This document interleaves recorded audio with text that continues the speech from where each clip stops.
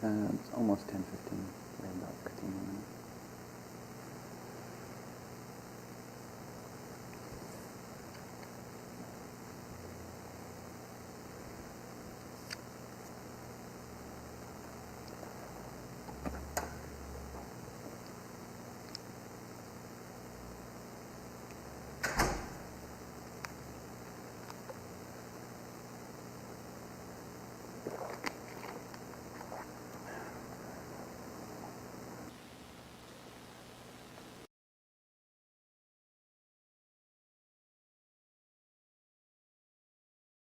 She has her microphone on? Are you going to be able to hear her pee because she's got her microphone still on?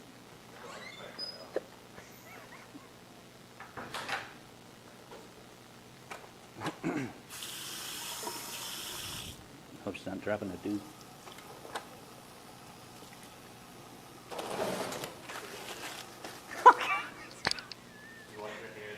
Should we tell her? No, I don't.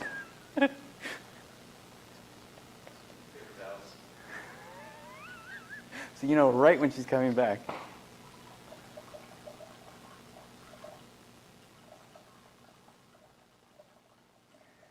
There was a British comedian that talked about how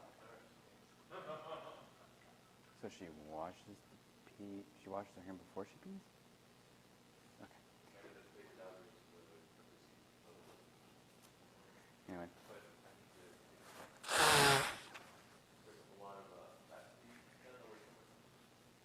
Is your microphone on again? The computer's microphone? You had said last time that was causing a problem. It was that microphone. Oh.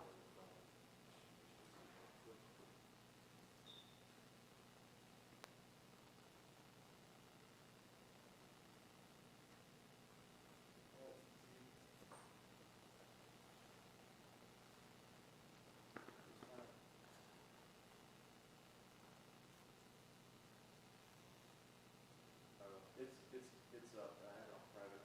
There's a background noise. Give me less than 5 minutes.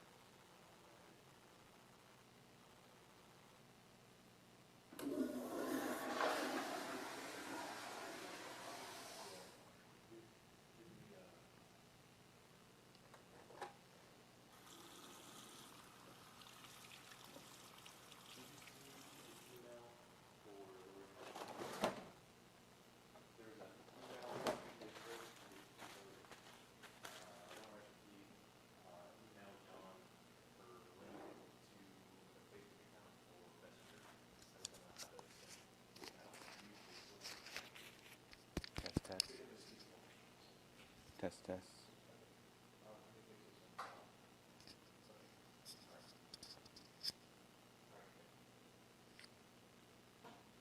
Test, test. Background? Peeing? Oh.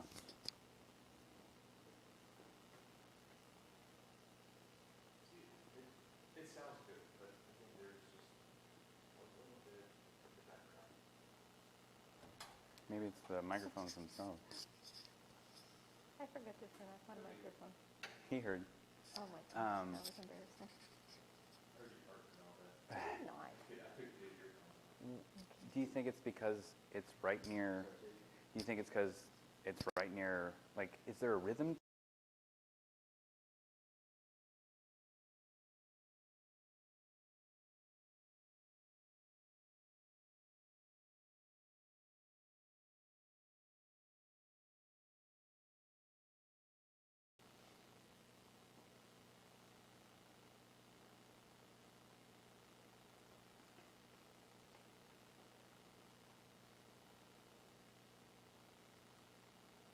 Is Master Dan not scheduled for this one? She doesn't come to the live stream. She sets it up at home to make sure it goes out, and she'll be here for the later recording.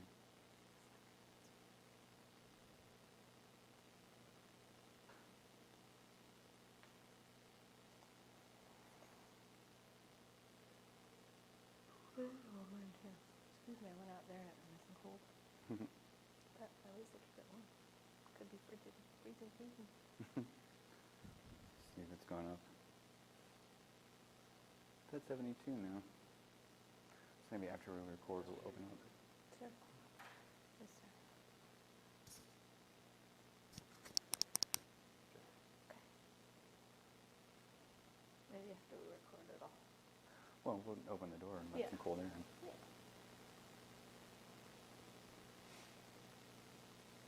You guys still have your chickens, by the way? Mm-hmm. They just now started laying again. Really? So for Nice. 2-3 months they weren't laying anything. So it's like, All right, so what I'm gonna do is, I'm gonna just focus the camera on that. I'm gonna mute you two, so if you wanna just stay away from the center there. We have 10 minutes, so we're done. So just come around here, just hang out. I'm gonna mute you guys. Kelly, can you zoom in Sure. on that?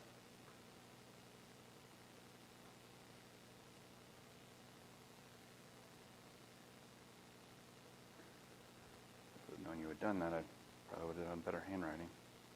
Say something. Say something. Something. Here we go. A, B, C, D. Hello. Yo, diggity. Going back.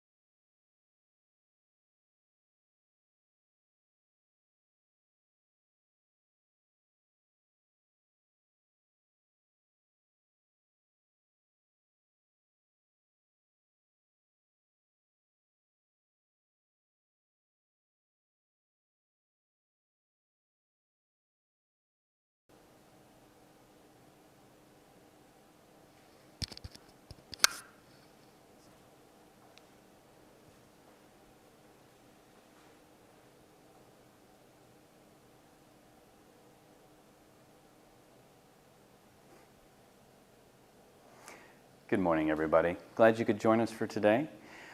We are going to continue our work that we started last time we met on live stream. Before we do that, if you would go ahead and make sure you have plenty of space as we begin our warm-ups. Thank you. Let us go ahead and start with a morning stretch. Get all the kinks out.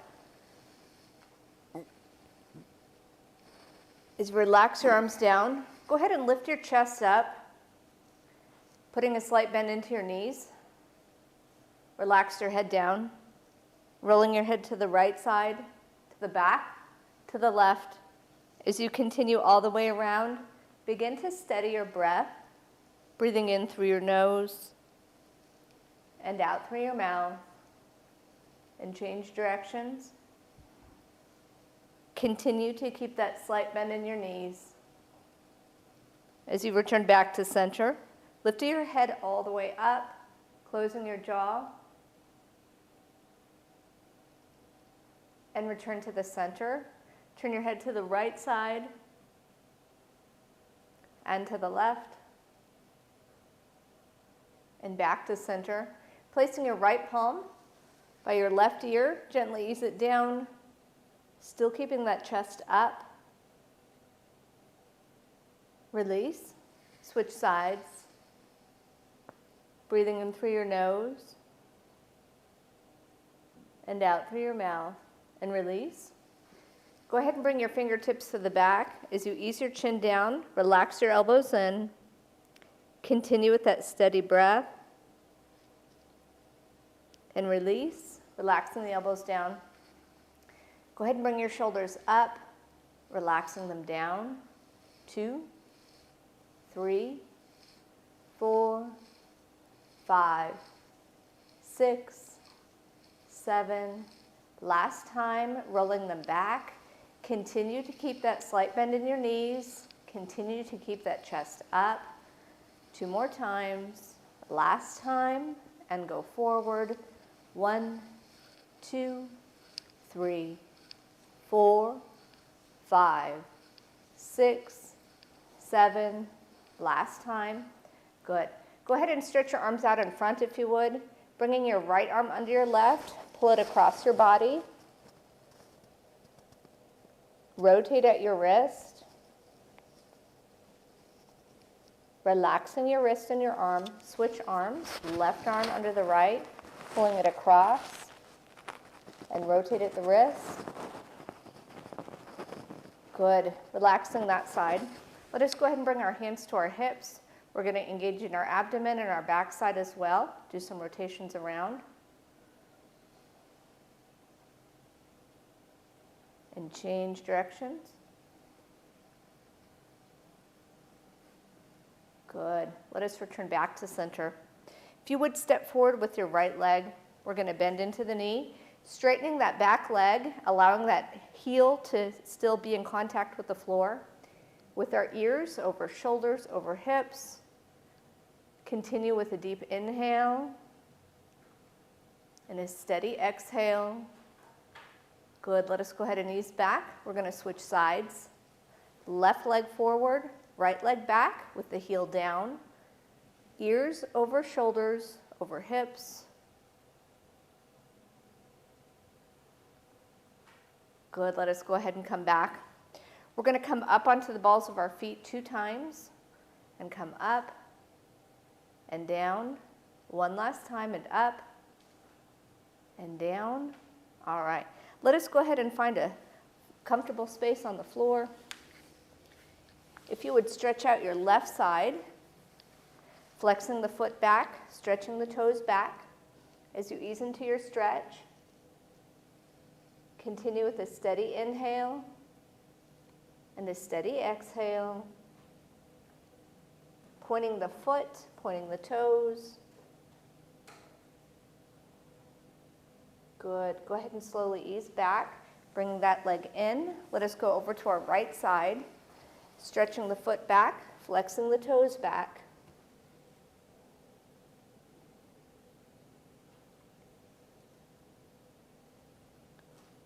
And slowly come back, resetting that posture, pointing your foot, pointing your toes.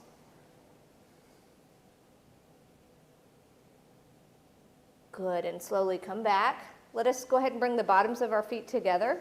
We're going to draw our heels in and slowly ease forward. Continue to breathe in through your nose and out through your mouth. Good, let us slowly ease back.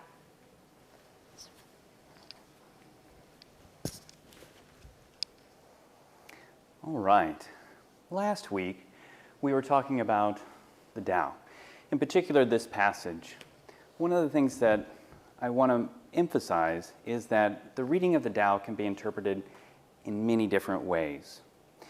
A lot of times you might read a passage one day and think, oh, that makes sense to me this way.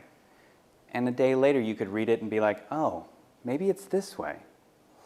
And the question is not which one is right and which one is wrong, it's that they're both interpretations. The idea is it's sort of like a multifaceted gem. Maybe sometimes they're opposing, maybe they're right next to each other, maybe there's just a little bit of difference. But the idea in interpreting works that have been given down to us for many years, it's important to allow for interpretations to occur. One interpretation that we talked about last week was focusing on this part. Unity gave birth to duality. And we talked about that as sort of the internal and external, sort of the yin and the yang. And the idea is that we did a couple of movements where we focused on the physical part that we were doing externally, but we focused on the breath internally, sort of connecting those two. I want to talk a little bit about the duality gave birth to Trinity. So those two things, the internal and external. With our external, we have our physical movements that we're doing. The internal that we talked about last time was our breath. Well, now we're going to be talking about another facet, the mind. And in particular, the mind's use of resistance.